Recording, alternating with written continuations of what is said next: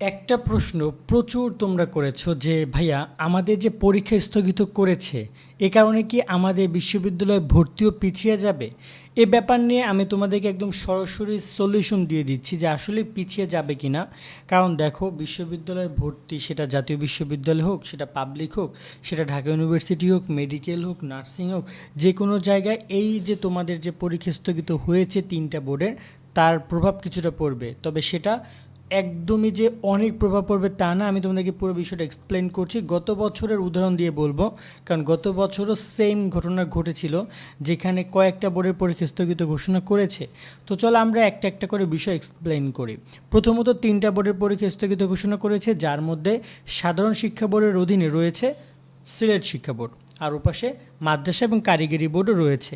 তো এই যে পরীক্ষা স্থগিত ঘোষণা করেছে, এখানে কিন্তু মাদ্রাসা কারিগরি বোর্ডে শুধুমাত্র সিলেট এলাকার পরীক্ষা স্থগিত ঘোষণা করেছে। অন্য এলাকার পরীক্ষা হবে, যেমন ঢাকা, রাজশাহী, রংপুর, বরিশাল, দিনাজপুর, এদিকে সব জায়গার পরীক্ষা হবে, শুধু সিলেটের পরীক্ষাটা হবে না। এবং নতুন প্রশ্নে তাদের পরীক্ষা নেবে নতুন রুটিন অনুযায়ী।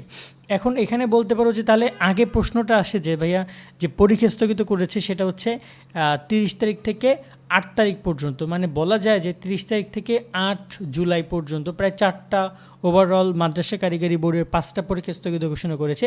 এই পরীক্ষাগুলো কবে নেবে? প্রথমত বলি, এই পরীক্ষাগুলো নেওয়ার জন্য তোমাদেরকে টাইম ডিসাইড করবে, একদম সবার শেষে রুটিনে আসো। সবার শেষে দেখতে পাচ্ছ 11 তারিখ তোমাদের পরীক্ষা শেষ, হয়তো বা সায়েন্সের পরীক্ষা আরও অনেক আগেই শেষ হবে। সো 11 তারিখের পরে মূলত তোমাদের এই 11 তারিখের পরে এমন হতে পারে যে 12, 13, 14, 15 তারিখে তোমাদের এই পরীক্ষাটা নিবে। এবং এখানে তোমরা বলতে পারবে 12 তারিখ থেকে তো ব্যবহারিক শুরু, তাদেরকে বলবো ব্যবহারিক পরীক্ষা হবে না। ব্যবহারিক পরীক্ষা তোমাদের এই টাইমে হবে না, ব্যবহারিক পরীক্ষাও পিছিয়ে যাবে। যদি দেখা যায় যে 4টা পরীক্ষা, তো 11 তারিখ থেকে 20 তারিখ পর্যন্ত যদি 4টা পরীক্ষা হইতে লেগে যায়, তখন তারা আরও তোমাদেরকে কী করবে জানো? তারা এখানে তোমাদেরকে হয়তো ব্যবহারিক পরীক্ষা 20 তারিখের পরে শুরু করবে। তো এই একটা ব্যাপার যে পরীক্ষাটা পিছিয়ে যাচ্ছে, স্থগিত করেছে, তাই ওই পরীক্ষাগুলো কিন্তু পিছিয়ে যাবে, এর জন্য তোমাদেরকে সাফার করতে হবে। কিন্তু এটারও প্রভাব বিশ্ববিদ্যালয়ে ভর্তিতে পড়বে কিনা সেটা বলি। গত বছরে একটা বিষয় লক্ষ্য করো, গত বছর এই সেম ঘটনার কারণে 4টা বোর্ডে স্থগিত করেছিল পরীক্ষা, যেখানে চট্টগ্রাম শিক্ষা বোর্ডের অধীনে পরীক্ষা স্থগিত করেছিল। তার সাথে তোমার এখানে মাদ্রাসা কারিগরি বোর্ডে ঘটনা হয়েছিল, গতবার চট্টগ্রামে বন্যা এসেছিল, একটা ঝড় এসেছিল, ঝড়ের কারণে স্থগিত করেছিল। তো পরবর্তীতে কিন্তু আরও অনেক কিছু হয়েছে, যাক স্থগিত 4টি বিষয় পরীক্ষা নতুন তারিখও তারা দিয়েছিল। এবং এখানে বলা হয়েছিল যে বাংলা প্রথম পত্র, দ্বিতীয় পত্র, ইংরেজি প্রথম পত্র, দ্বিতীয় পত্র 4টি বিষয় পরীক্ষা 17 তারিখ থেকে 24 তারিখ হওয়ার কথা ছিল, কিন্তু সেটা প্রাকৃতিক দুর্যোগের কারণে হয়নি। পরবর্তীতে তারা কিন্তু নতুন সময়সূচি রুটিন প্রকাশ করেছে, যে রুটিন অনুযায়ী তোমাদের পরীক্ষাটা হয়েছে।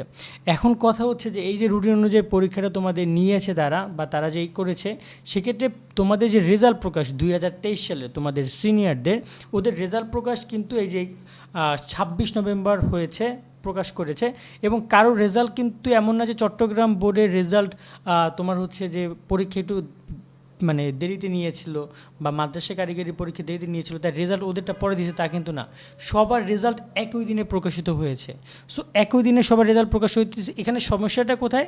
যে চাপটা ফিল করেছে বেশি চট্টগ্রাম বোর্ড, কারণ ওদের রেজাল্টগুলো তাড়াতাড়ি সাবমিট করতে হয়েছে, 60 দিনের মধ্যে রেজাল্ট দিবে। আবার বুঝছো, তোমাদের পরীক্ষা শেষ হচ্ছে 11 তারিখে না, এই 11 তারিখ হিসাব করে তোমরা 60 দিন, 2 মাসের মধ্যেই ফলাফল পাবা। এক্ষেত্রে প্রেশারটা যাবে মাদ্রাসা কারিগরি এবং সিলেট বোর্ডের উপরে, কারণ ওদেরকে দেখা যায় যে প্রায় হয়তো 50 দিনের মধ্যে রেজাল্ট সাবমিট করতে হবে, যেটা অন্যান্য বোর্ড 60 দিন টাইম পাবে। সো এই যে এখানে একটা ব্যাপার হয়তো বা বুঝতে পারছো যে আমি কী বলছি। আমি বলতে চাচ্ছি যে তোমাদের এই কারণে বিশ্ববিদ্যালয়ে ভর্তিতে কোনো প্রভাব পড়বে না। বিশ্ববিদ্যালয়ে ভর্তির আর বিষয়টা কিন্তু তোমার বিশ্ববিদ্যালয়ে ভর্তির প্রসেসটা শুরু হয় রেজাল্টের পরে, রেজাল্ট প্রকাশের আগে তো না। ধরো না, সেক্ষেত্রে তুমি কোচিং করতে পারো, সেক্ষেত্রে তুমি অন্যান্য কার্যক্রম করতে পারো, কিন্তু নর্মালি যে বিশ্ববিদ্যালয় ভর্তির যে তোমাদের যে একটা বিজ্ঞপ্তি প্রকাশিত হয় ঢাকা ইউনিভার্সিটি বা গুচ্ছ বা হচ্ছে তোমার ন্যাশনাল ইউনিভার্সিটি, মেডিকেল, সব কিছুর কিন্তু রেজাল্ট প্রকাশের পরে। সেক্ষেত্রে কোনোভাবেই তোমাদের প্রভাব পড়বে না পরীক্ষার উপরে বিশ্ববিদ্যালয় ভর্তির ক্ষেত্রে।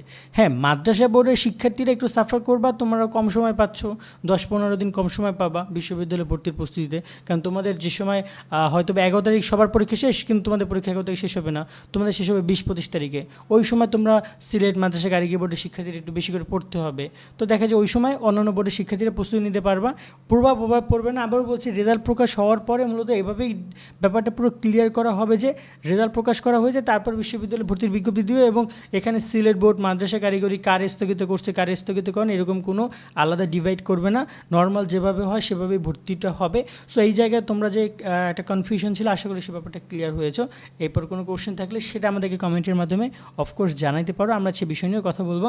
আজকের মতো টাটা, ভালো থাকবে সকলে, আল্লাহ হাফেজ।